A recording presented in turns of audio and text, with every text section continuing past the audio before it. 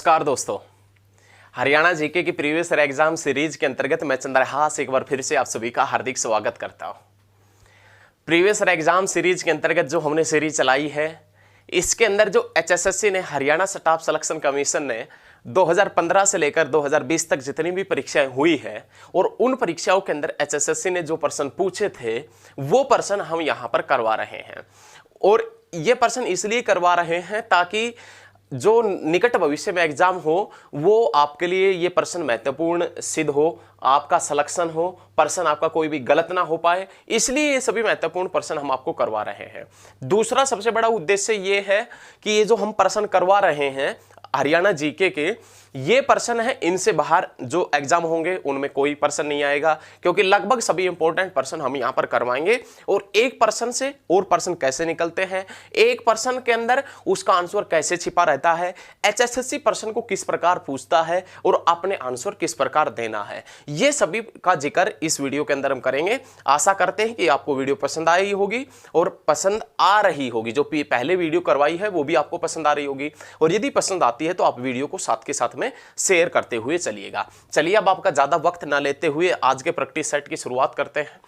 आज के practice set के अंदर जो पहला क्वेश्चन हम करवाएंगे, उस पहला क्वेश्चन का आंसर आप सभी को मालूम होगा, लेकिन उस पहले क्वेश्चन से और प्रश्न कैसे निकलते हैं और किस प्रकार प्रश्न से प्रश्न निकलते हैं और वो व्यक्ति किस कारण से हमारे लिए इंपॉर्टेंट है, ये चीजें हम आपको बताएंगे। आप लगातार सभी वीडियो को आप एंड तक जरूर देखें, आप लास्ट तक अवश्य देखें, बने रहिए। चलिए शुरुआत करते हैं। पहला क्वेश्चन है, असहयोग आंदोलन के प्रमुख नेता हरियाणा में कौन थे? क्या पूछ रहा है, देखें, हरियाणा के अंदर असहयोग आंदोलन के प्रमुख नेता कौन थे? असहयोग आंदोलन के प्रमुख नेता कौन थे? तो असहयोग आंदोलन के जो हरियाणा में प्रमुख नेता हुआ करते थे, लाला लाजपत राय। ये हरियाणा में असहयोग आंदोलन के प्रमुख नेता हुआ करते थे, लाला लाजपत राय। ये आपने याद रखना, हरियाणा में असहयोग आंदोलन के प्रमुख नेता कौन थे? लाला लाजपत राय हुआ करते थे। लाला लाजपत राय का राजनीतिक कार्य क्षेत्र कौन सा रहा है? तो आपने याद रखना है, हिसार उसका राजनीतिक कार्य क्षेत्र रहा है। लाला लाजपत राय का राजनीतिक कार्य क्षेत्र कौन सा है? हिसार रहा है। ऐसा बताया गया कि लाला लाजपत राय के जो फादर थे, लाला लाजपत राय के जो पिता थे, वो हिसार के अंदर एक अध्यापक हुआ करते थे। लाला लाजपत राय बचपन से ही अपने पिता के साथ में हिसार के अंदर आते थे। राजनीति का थोड़ा सा ज्ञान था लोगों के बीच में। लाला लाजपत राय ने उठना बैठना शुरू किया था। धीरे धीरे लोगों की कमजोरी पता लगी उसको कि लोगों को चाहिए क्या, लोग किस प्रकार की बात करते हैं और लोग कैसे व्यक्ति का साथ देना चाहते हैं। धीरे धीरे ये सभी चीजें उसके पकड़ में आने लगी और हिसार को ही उसने राजनीतिक कैरियर के रूप में अपना क्षेत्र चुना था। तो लाला लाजपत राय का जो राजनीतिक कार्य क्षेत्र था वो कौन सा था? हिसार था। और हरियाणा में असहयोग आंदोलन के प्रमुख नेता भी कौन थे? लाला लाजपत राय। इस लाला लाजपत राय की डेथ का भी आपने सुना होगा। लाला लाजपत राय जी जो थे, इनकी डेथ 1928 के अंदर साइमन कमीशन का विरोध करते समय लाहौर में हुई थी। लाहौर में जब इनकी डेथ हो गई थी 1928 के अंदर, तो हरियाणा और पंजाब में काफी शोक सभाएं चलाई गई थी, शोक सभाएं हुई थी। मतलब भाई यहाँ का प्रमुख नेता हुआ करता था। जब इसकी डेथ की खबर यहाँ हरियाणा और पंजाब में पहुंची थी तो काफी मात्रा में शोक सभाएं हुई थी। तो याद रखिएगा, लाला लाजपत राय जो थे, इनके ऊपर जब वार हुआ था, लाला सैंडर्स की लाठी के प्रहार से ये मारे गए थे। लाला लाजपत राय जब इसकी लाठी के प्रहार इसके सर पर हो रहे थे तो इन्होंने कहा था कि मेरे सर पर पड़ी एक एक लाठी का प्रहार अंग्रेजी सरकार के लिए ताबूत का कील साबित होगा। ये इनका वचन है, इन्होंने कहा था। तो ये याद रखिएगा, लाला लाजपत राय हरियाणा में असहयोग आंदोलन के प्रमुख नेता हुआ करते थे।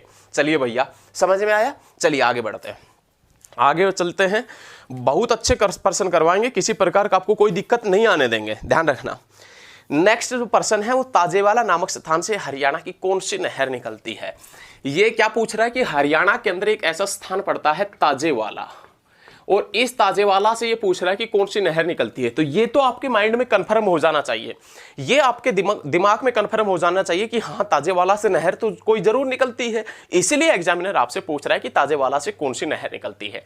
तो सबसे पहला कि ताजेवाला जो पॉइंट बनता है, जो शहर पड़ता है, कस्बा पड़ता है, कौन से डिस्ट्रिक्ट के अंदर पड़ता है, यमुनानगर के अंदर पड़ता है, यमुनानगर के अंदर। और यमुनानगर का नाम कौन सी नदी के ऊपर पड़ा है, तो आपने याद रखना है यमुना नदी के ऊपर पड़ा है।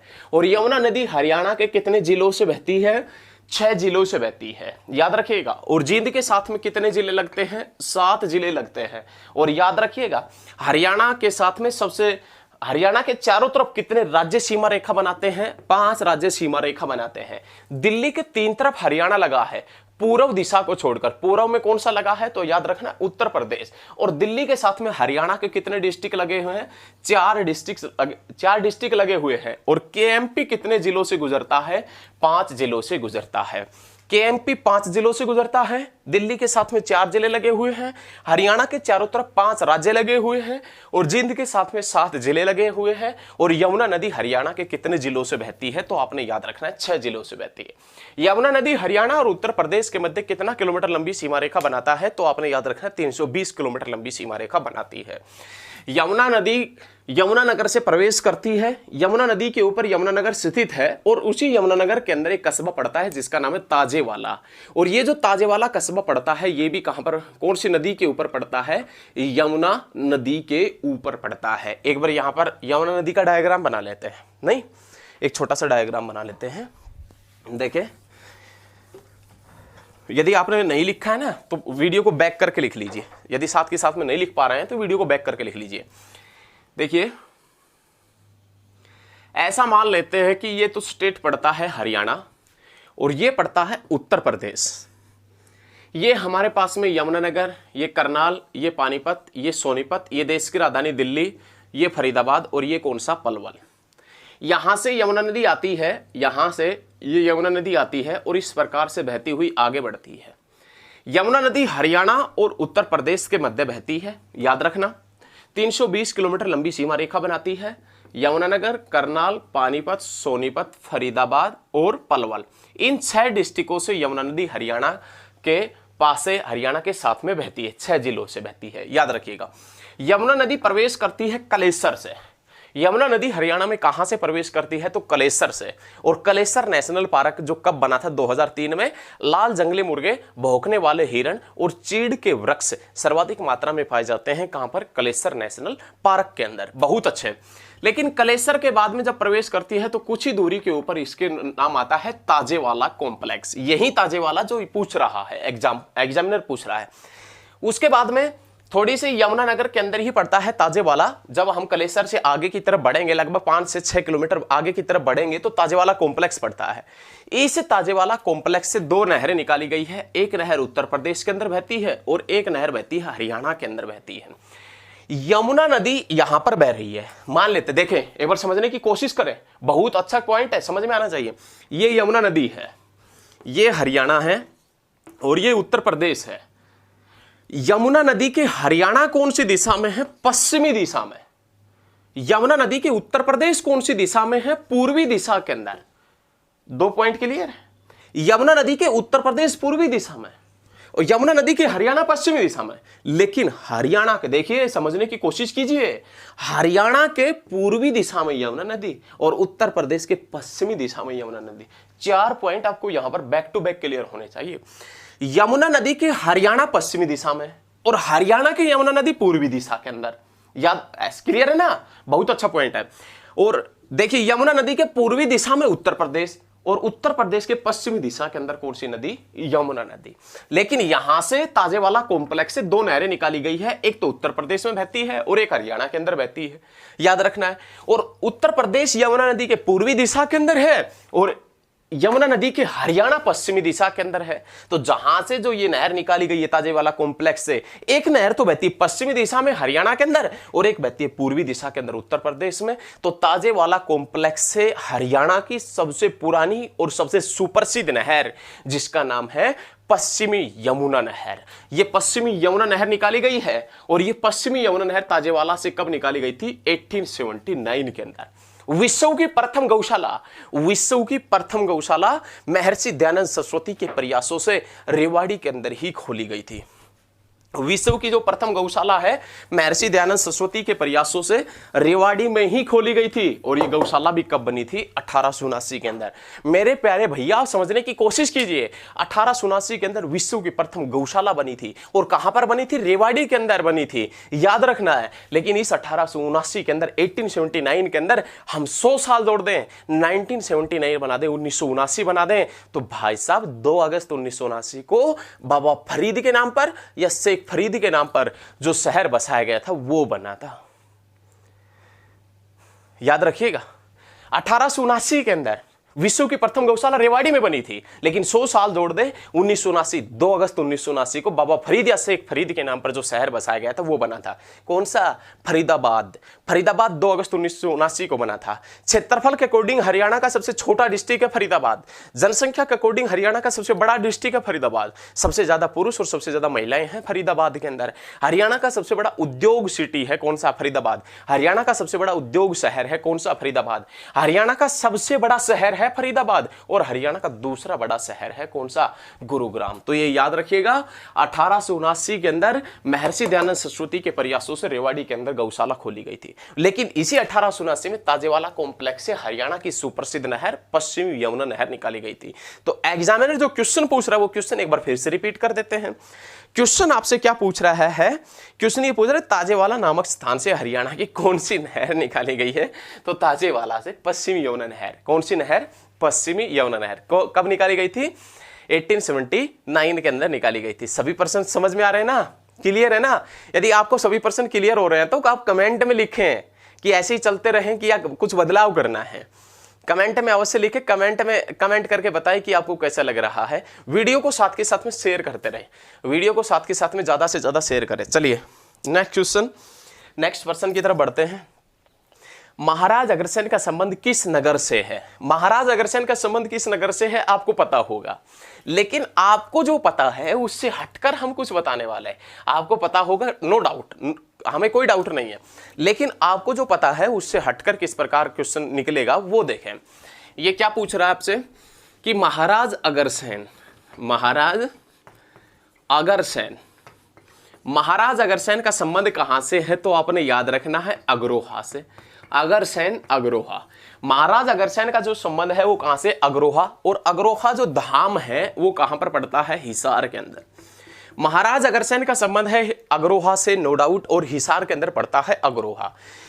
महाराज अग्रसेन ने, मेरे प्यारे भैया, महाराज अग्रसेन ने लगभग 3000 वर्ष पूर्व, महाराज अग्रसेन ने लगभग 3000 वर्ष पूर्व अग्रोहा बसाया था। राजा का मुकुट, सूर्य देव की मूर्ति कहां से मिली है? अग्रोहा से मिली है। राजा का मुकुट और सूर्य देव की मूर्ति भी कहां से मिली थी? अग्रोहा से। एक 9वीं सदी की ईंट मिली थी, एक 9वीं सदी की ईंट मिली थी अग्रोहा से, और उस ईंट के ऊपर सारे गा मा पा धा नी लिखा हुआ था। मतलब हम ये कह सकते हैं कि एक 9वीं सदी की ईंट जिसके ऊपर संगीत के सातों स्वरों का अंकन मिलता है, और वो ईंट कौन सी है? सारे गा मा पा धा नी, जिसके ऊपर लिखा हुआ था, वो कहां से मिली है? अग्रोहा से। महाराज अग्रसेन ने अग्रोहा कितने वर्ष पूर्व बसाया था?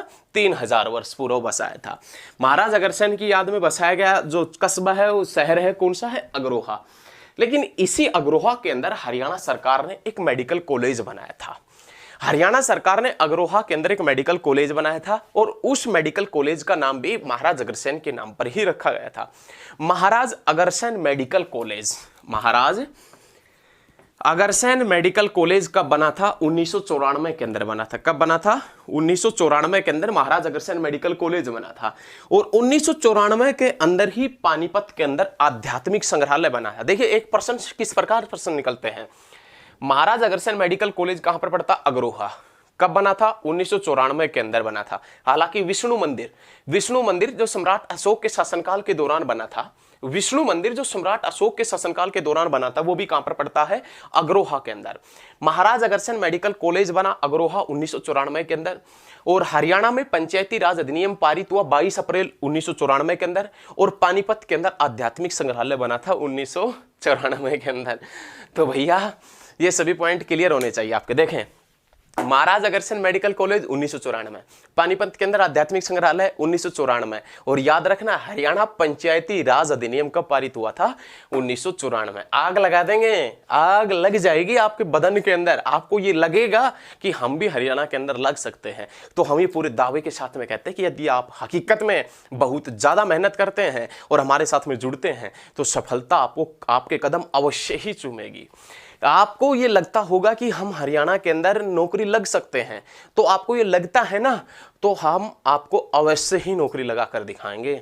लगातार आप हमारे साथ में बने रहिए, लगातार आप देखिए, आपका सिलेक्शन ही हमारी प्राथमिकता है। आपका सिलेक्शन करवाएंगे और आपका सिलेक्शन आप ही करेंगे, क्योंकि आप मेहनत करने वाले बच्चे हैं। आप मेहनत करेंगे तो आपका सिलेक्शन अवश्य होगा। चलिए नेक्स्ट प्रश्न की तरफ बढ़ते हैं। अगला प्रश्न क्या है वो देखते हैं। छुड़ानी धाम का संबंध किस महापुरुष से है?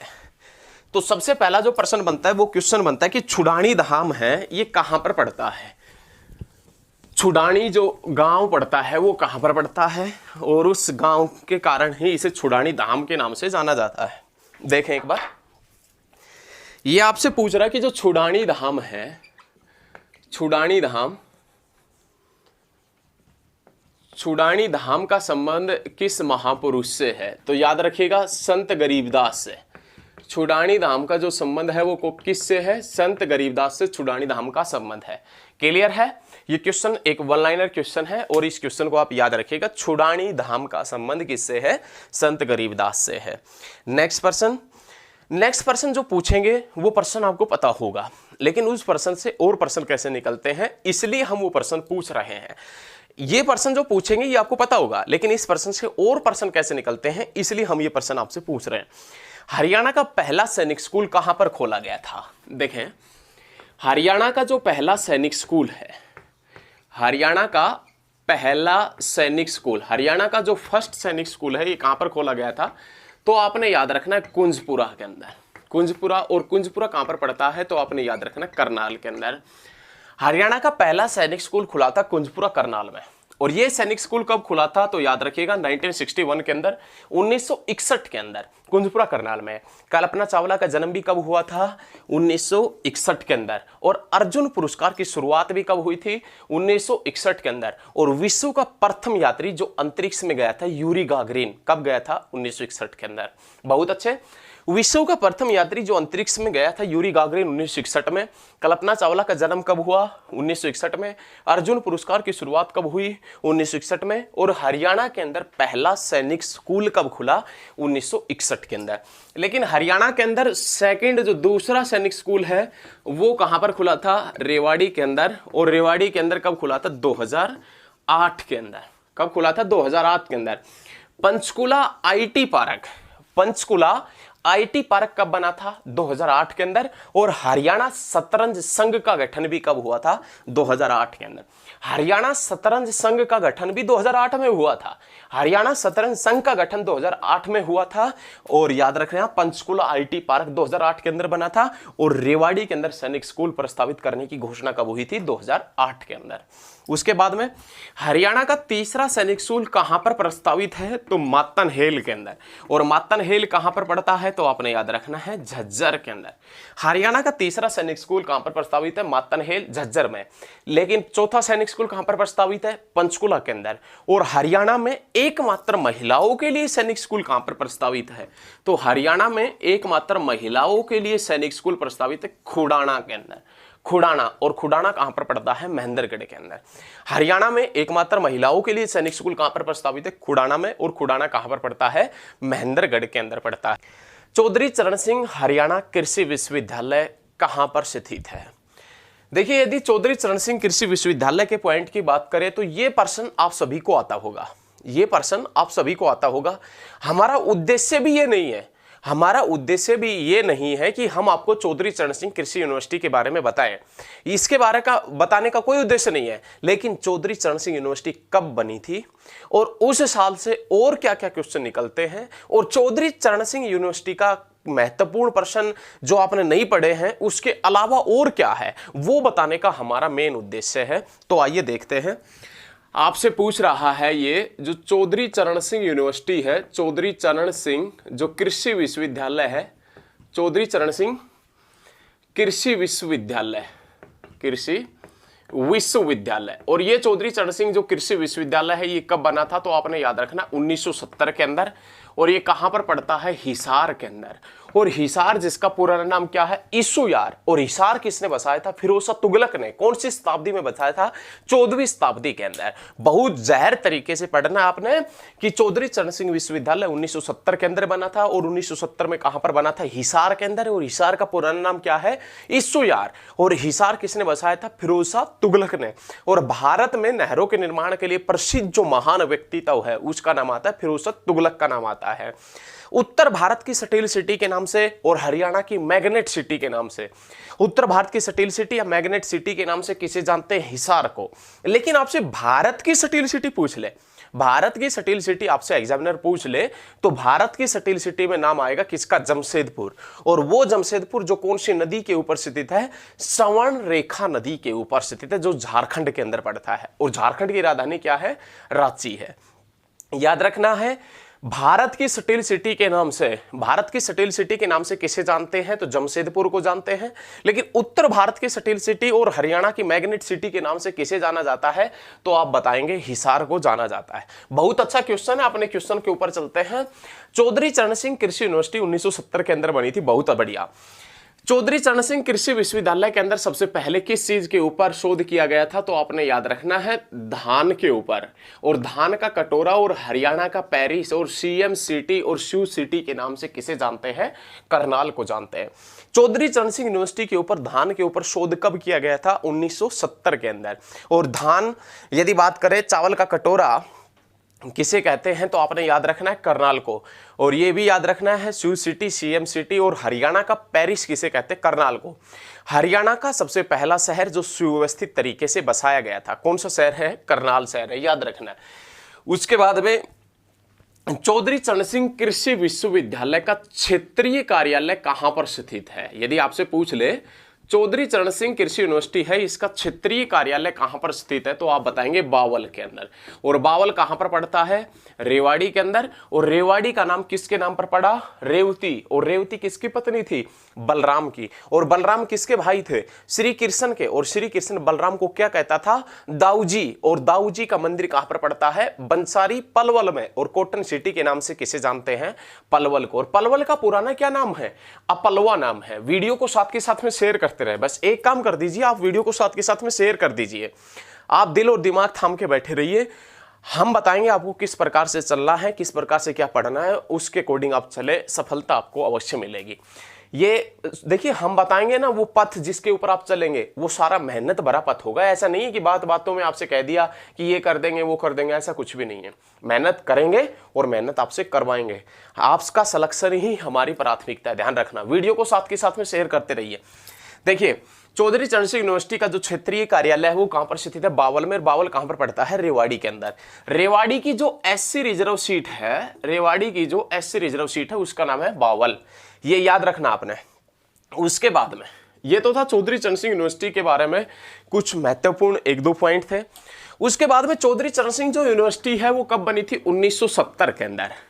लेकिन 1970 का सबसे जो इंपॉर्टेंट क्वेश्चन निकलता है, वो क्वेश्चन क्या निकलता है कि हरियाणा के सभी गांवों में बिजली कब तक पहुंची थी, गांवों में बिजली, हरियाणा के सभी गांवों में बिजली कब तक पहुंची थी, तो आपने याद रखना है 1970 तक। हरियाणा के सभी गांवों में बिजली पहुंची, 1970 तक पहुंची। भाई यदि गांव के अंदर, पूरे सभी गांवों के अंदर बिजली पहुंच रही है 1970 के अंदर, तो भाई विकास हुआ हरियाणा में। और उस समय का जो मुख्यमंत्री था उसे विकास पुरुष के नाम से जाना गया था। हरियाणा के अंदर जब सभी गांवों में बिजली पहुंची थी उस समय मुख्यमंत्री हुआ करते थे चौधरी बंशीलाल। और ये चौधरी बंशीलाल जिसे हरियाणा का लौह पुरुष, विकास पुरुष और आधुनिक हरियाणा का निर्माता कहते हैं, जिसका जन्म गोलागढ़ भिवानी में 1927 के अंदर हुआ था। याद रखना आपने, आधुनिक हरियाणा का निर्माता लौह पुरुष और विकास पुरुष के नाम से किसे जानते हैं, बंशीलाल। और हरियाणा के सभी गांवों में बिजली पहुंची थी 1970 तक। और उसी समय मुख्यमंत्री कौन हुआ करता था, चौधरी बंशीलाल उस समय हरियाणा के मुख्यमंत्री हुआ करते थे। याद रखना, बहुत अच्छा। उसके बाद में एक घटना है इसी 1970 से संबंधित, जिसमें नाम आता है 30 जनवरी 1970 की। 30 जनवरी 1970 के यदि पॉइंट का डिस्कशन करें तो 30 जनवरी 1970 का क्या पॉइंट है, आपसे पहला क्वेश्चन ये पूछेगा कि चंडीगढ़ हरियाणा की राजधानी कब बनी। तो हरियाणा जब बनेगा तभी चंडीगढ़ उसकी राजधानी बनेगी। हरियाणा बना 1 नवंबर 1966 को, तो चंडीगढ़ राजधानी भी हरियाणा की कब बनी? 1 नवंबर 1966 को। लेकिन 30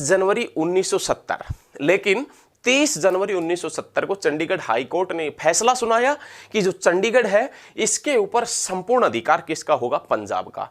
जब ये फैसला सुनाया गया, उसके बाद में हरियाणा के अंदर भारी विरोध प्रदर्शन हुए, और भारी विरोध प्रदर्शन को देखकर और दंगों को देखते हुए जो लोग थे वो एक तरीके से उग्र हो गए थे, भीड़ उग्र हो गई थी। दंगों को देखते हुए, भारी विरोध प्रदर्शन को देखते हुए चंडीगढ़ हाई कोर्ट ने अपना फैसला बदला था और फिर से हरियाणा और पंजाब की राजधानी को क्या बनाया था? चंडीगढ़। लेकिन क्वेश्चन एक बार पूछा गया है HSSC के एग्जाम में, चंडीगढ़ हाई कोर्ट ने चंडीगढ़ को पंजाब में सौंपने की घोषणा कब की थी? तो आपने याद रखना 30 जनवरी 1970 को। 30 जनवरी 1970 को घोषणा की थी। ये वही 30 जनवरी है जब महात्मा गांधी की याद में, ये वही 30 जनवरी है जब महात्मा गांधी की याद में शहीदी दिवस मनाया जाता है। 30 जनवरी 1948 में डेथ हुआ था किसका? महात्मा गांधी का। किसने गोली मारा था? नथुराम गोडसे ने गोली मारी थी। चलिए, नथुराम गोडसे के जो विचार थे, ऐसा बताया गया है कि अदालत में उसने जिस प्रकार के विचार रखे थे, तो कुछ लोगों के लिए सराहनीय भी है, कुछ लोग उनकी आलोचना वगैरह भी करते रहते हैं, तो इसके ऊपर हम कोई भी टिप्पणी नहीं करना चाहेंगे। आपको यदि वीडियो अच्छी लग रही है तो साथ के साथ में शेयर जरूर करते रहें। ये तो था भाई क्वेश्चन पहला। ये सभी पॉइंट क्लियर होने चाहिए आपके दिल और दिमाग में, ये सारे पॉइंट बैठे रहने चाहिए।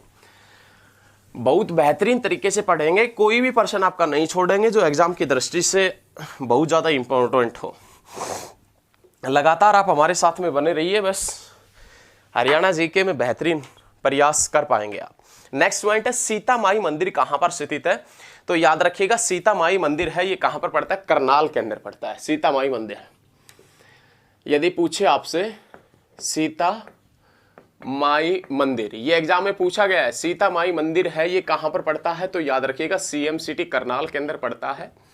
सीता माई मंदिर जो करनाल के अंदर पड़ता है, इससे संबंधित महत्वपूर्ण पॉइंट क्या बनता है, वो महत्वपूर्ण पॉइंट हम आपके सामने बता रहे हैं। आप दिल और दिमाग थाम के वो पॉइंट सुन लीजिए। देखिए, 14 वर्ष वनवास के बाद भगवान राम के आदेश पर लक्ष्मण ने सीता को जिस जंगल में छोड़ा था, 14 वर्ष वनवास के बाद में भगवान श्री राम के आदेश के बाद लक्ष्मण ने मैया सीता को जिस वन में छोड़ा था, उस वन का नाम था लाडवन। उस वन का नाम क्या था? लाडवन उसका नाम हुआ करता था। उस वक्त जंगल की पश्चिमी दिशा में महर्षि वाल्मीकि का आश्रम था, जहां सीता अपने वनवास के दौरान रही थी। उस वक्त जंगल के पश्चिमी दिशा में महर्षि वाल्मीकि का आश्रम था, जहां पर सीता वनवास के दौरान ठहरी थी या सीता वनवास के दौरान रही थी। इसी स्थान पर सीता जमीन में समा गई थी और उसी स्थान के ऊपर आज करनाल के अंदर कौन सा मंदिर पड़ता है? सीता माई मंदिर पड़ता है। एक बार फिर से इसको रिपीट करते हैं, आपको सिर्फ समझाने के लिए रिपीट कर रहे हैं। देखें, सीता माई मंदिर है, कई बार एग्जाम में ये भी पूछ लेता है कर्ण टेखक सीता माई मंदिर, कर्ण टेखक सीता माई मंदिर जो कहां पर पड़ता है? करनाल के अंदर। लेकिन इसी के साथ में आपने याद रखना 14 वर्ष का वनवास खत्म होने के पश्चात जब सीता अपने घर आ गई थी, फिर भी जो प्रजा थी, हम रामायण वगैरह आपने देखी होगी, फिर भी जो राम राजा हुआ करता था और जो उसकी प्रजा थी वो थोड़ा सा आशंका जताने लगी थी राम के ऊपर, भगवान श्री राम के ऊपर, कि आप कैसे विश्वास कर सकते हैं कि ये इस प्रकार से रहा होगा, किसी ने मतलब नहीं छुआ होगा सीता माता को। तो उसके बाद में श्री राम ने सीता मैया को छोड़ने का वो फैसला लिया था। और जब 14 वर्ष के वनवास के बाद में श्री राम ने सीता मैया को छोड़ने का फैसला लिया, तो सीता माता को छोड़ने का आदेश दिया लक्ष्मण को। और लक्ष्मण सीता मैया को जिस वन में छोड़ के आया था, लक्ष्मण सीता मैया को जिस वन में छोड़ के आया था, उस वन का नाम क्या था? लाडवन। और उस वन के पश्चिमी दिशा में महर्षि वाल्मीकि का आश्रम था, जहां वनवास के दौरान सीता ठहरी थी। और उसी स्थान के ऊपर लक्ष्मण के छोड़ने के बाद उसी स्थान के ऊपर सीता जमीन में समा गई थी। और उसी जहां पर सीता मैया जमीन में समाई थी, उसी जगह के ऊपर आज कौन सा मंदिर है? सीता माई मंदिर, जो कहां पर पड़ता है? करनाल के अंदर। CMCT, शूज सिटी के नाम से जानते हैं। शूज सिटी कहते हैं तो कौन से शूज की फैक्ट्री करनाल में, तो आपने याद रखना है कौन से शूज की फैक्ट्री, लिबर्टी शूज फैक्ट्री। लेकिन बाटा शूज फैक्ट्री बल्लभगढ़ फरीदाबाद के अंदर है। तो बहुत बढ़िया क्वेश्चन है, आप ये क्वेश्चन को अच्छे तरीके से याद रखिएगा अपने दिल और दिमाग में। चलिए बहुत अच्छे, लगातार बने रहिए। नेक्स्ट क्वेश्चन है महर्षि वाल्मीकि आश्रम कहां पर है। देखिए नेक्स्ट क्वेश्चन क्या पूछ रहा है, महर्षि वाल्मीकि आश्रम, महर्षि वाल्मीकि आश्रम कहां पर है, तो आपने याद रखना महर्षि वाल्मीकि आश्रम पड़ता है थानेसर में। कहां पर पड़ता है, थानेसर में महर्षि वाल्मीकि आश्रम पड़ता है। कई बार एग्जाम में पूछ लेता है कि महर्षि वाल्मीकि आश्रम कहां पर पड़ता है, थानेसर। और थानेसर कहां पर है, कुरुक्षेत्र के अंदर। थानेसर जो पड़ता है कुरुक्षेत्र के अंदर। हरियाणा विधानसभा, देखिए कुरुक्षेत्र से एक पॉइंट बहुत अच्छा है, शायद आपने नहीं पढ़ा होगा। हरियाणा विधानसभा के अंदर टोटल जो सीटें हैं, कुल जो सीट है वो 90 सीट है। 90 सीट में से कुरुक्षेत्र डिस्ट्रिक्ट के नाम से सीट नहीं है। 90 सीटों में से कुरुक्षेत्र डिस्ट्रिक्ट के नाम से सीट नहीं है, और कुरुक्षेत्र सीट ना होकर जिसका नाम क्या है, थानेसर। जैसे मान लीजिए आप रोहतक से बिलोंग करते हैं, रोहतक के नाम से भी सीट है।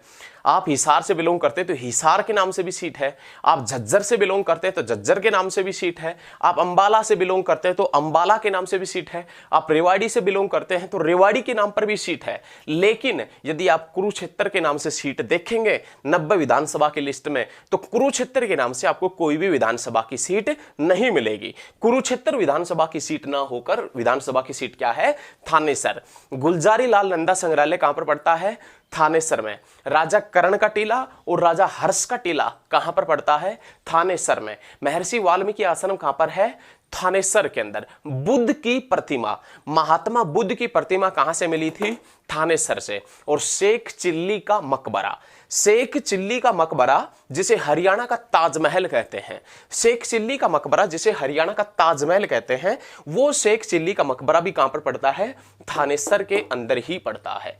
याद रखिएगा शेख चिल्ली का मकबरा कहां पर पड़ता है, थानेसर में, जिसे हरियाणा का ताजमहल कहते हैं, जो शाहजहां के शासनकाल के दौरान बनाया गया था। ये चीज आपने बहुत अच्छे तरीके से, सटीक तरीके से सारे पॉइंट याद रखने हैं। चलिए चलिए बहुत अच्छे भैया, बहुत अच्छे। चलिए नेक्स्ट क्वेश्चन की तरफ बढ़ते हैं।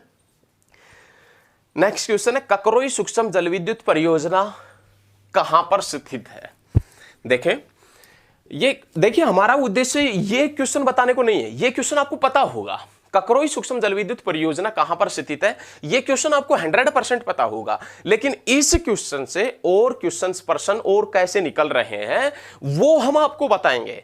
ये जो ककरोई सूक्ष्म जल विद्युत परियोजना है, इस प्रश्न से और प्रश्न कैसे निकल रहे हैं और ये किस लिए इंपॉर्टेंट हो जाता है, क्यों एग्जामिनर इस प्रश्न को पूछता है, इसलिए हम आपके सामने इस प्रश्न का जिक्र करेंगे। देखें क्या पूछ रहा है, ककरोई सूक्ष्म जल विद्युत परियोजना, ककरोई सूक्ष्म जल विद्युत परियोजना। ककरोई सूक्ष्म जल विद्युत परियोजना कहां पर है, तो आप बताएंगे सोनीपत के अंदर पड़ती है।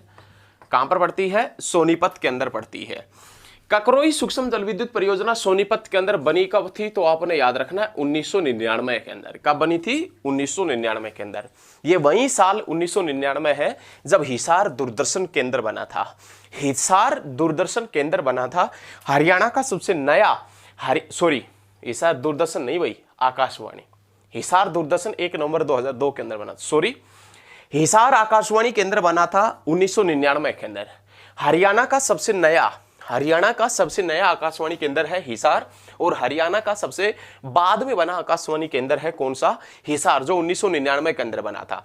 परंतु इसी 1999 के अंदर सोनीपत के अंदर ककरोई सूक्ष्म जल विद्युत परियोजना बनी थी। क्वेश्चन एग्जाम में बहुत कम पूछा जाता है कि ककरोई सूक्ष्म जल विद्युत परियोजना कहां पर है, बहुत कम पूछा जाता है। लेकिन क्वेश्चन क्या पूछा जाएगा कि ककरोई सूक्ष्म जल विद्युत परियोजना है, ये कितने मेगावाट से है, तो आपने याद रखना 300 मेगावाट से। कितने मेगावाट से, 300 मेगावाट से। क्वेश्चन एग्जाम में ये भी बहुत कम पूछा जाता है, क्वेश्चन एग्जाम में ये भी बहुत कम पूछा जाता है। लेकिन एग्जाम में क्वेश्चन क्या पूछता है वो देखें। जल विद्युत परियोजना है, जल से विद्युत बनती। ककरोई सूक्ष्म जल विद्युत परियोजना जो सोनीपत के अंदर है 1999 में बनी थी, 300 मेगावाट से है। लेकिन ये जो ककरोई सूक्ष्म जल विद्युत परियोजना है ये कौन सी नहर के ऊपर स्थित है, ये क्वेश्चन एग्जाम में पूछा जाता है। तो ककरोई सूक्ष्म जल विद्युत परियोजना कौन सी नहर के ऊपर स्थित है, तो आपने याद रखना है पश्चिमी यमुना नहर के ऊपर। कौन सी नहर के ऊपर? पश्चिमी यमुना नहर के ऊपर स्थित है। और पश्चिमी यमुना नहर कहां से निकाली गई है? ताजेवाला से। और पश्चिमी यमुना नहर ताजेवाला से निकाली कब गई थी? 1879 के अंदर, 1879 के अंदर। और ताजेवाला कहां पर पड़ता है? यमुना नगर के अंदर पड़ता है। बहुत अच्छे। ककरोई सूक्ष्म जल विद्युत परियोजना का यदि जिक्र करें आपसे, ककरोई सूक्ष्म जल विद्युत परियोजना कहां पर है, तो सोनीपत में 300 मेगावाट से है, 1999 में बनी थी। और ककरोई सूक्ष्म जल विद्युत परियोजना अपने लिए पानी कौन सी नहर से ग्रहण करती है, तो पश्चिमी यमुना नहर से। पश्चिमी यमुना नहर जो हरियाणा की सबसे पुरानी और सबसे सुप्रसिद्ध नहर है। हरियाणा में कौन सी नहर के द्वारा सर्वाधिक मात्रा में सिंचाई होता है, तो आप बताएंगे पश्चिमी यमुना नहर के द्वारा। और पश्चिमी यमुना नहर कहां से निकाला गया है? ताजेवाला से। और ताजेवाला कॉम्प्लेक्स यमुना नदी के ऊपर यमुनानगर में पड़ता है। यह क्वेश्चन आपने याद रखना है, बहुत अच्छा क्वेश्चन है, बहुत बेहतरीन प्रश्न है, एग्जाम में की दृष्टि से बहुत ज्यादा इंपॉर्टेंट प्रश्न है। तो ये चीजें याद रखिएगा। चलिए नेक्स्ट क्वेश्चन की तरफ बढ़ते हैं। ये चीज याद रखिएगा। और इस वीडियो का जो लास्ट पर्सन है, लास्ट पर्सन इस वीडियो का, हरियाणवी फिल्मों के सफल नायक कौन माने जाते हैं? हरियाणवी फिल्मों के सफल नायक कौन माने जाते हैं? हरियाणवी फिल्मों के जो सफल अभिनेता है, नायक है, वो कौन माने जाते हैं? जगत जाखड़। कई बार आपको ये लगता होगा कि ये क्वेश्चन हमें आते हैं, कई बार आपको लगता होगा कि ये प्रश्न तो हमें आते हैं। भैया आपको सारी चीजें आती है, लेकिन फिर भी आपका सिलेक्शन नहीं हो पाता है। क्यों? क्योंकि आप ओवर स्मार्ट बनते, स्मार्ट बने लेकिन ओवर स्मार्ट ना बने। सिलेक्शन हमारी जिम्मेदारी है, किस प्रकार आपका सिलेक्शन होगा, किस प्रकार आपको पढ़ाया जाएगा, किस प्रकार आपने पढ़ना है और क्या करना है, आपका सिलेक्शन ही हमारी प्राथमिकता है। ध्यान रखना। और ये चीजें याद रखें कि हरियाणवी फिल्मों के सफल जो नायक हैं वो कौन है? जगत जाखड़। मैं आशा कर सकता हूं कि आपको वीडियो पसंद आई होगी। और यदि आपको वीडियो पसंद आती है तो वीडियो को साथ के साथ में शेयर करते रहिए और लगातार हमारे साथ में बने रहिए और लगातार वीडियो को देखते रहिए और शेयर भी करते रहिए। चलिए आज के लिए इतना ही, मिलते हैं बहुत जल्द नेक्स्ट क्लास में। धन्यवाद। सही है ना? वीडियो पसंद आ रही है? हाँ तो ठीक है, पसंद आएगी। धन्यवाद।